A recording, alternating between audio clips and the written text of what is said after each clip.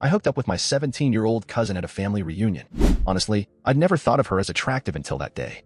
I'm 21, currently in university. My campus is pretty far, and with my studies I barely ever make it back home. Last month though, I finally went home for a big family gathering we'd been planning for months, and it was great catching up with everyone, especially relatives I hadn't seen in a while. But one person really stood out. My cousin.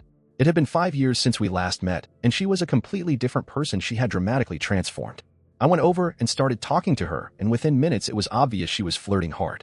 And I'm not gonna lie, my good judgment completely disappeared. I just kept flirting with my 17-year-old cousin for the rest of the night.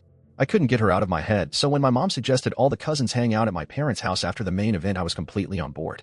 The moment we got to my old house, it was clear she wasn't leaving my side. She stayed constantly close, practically glued to me.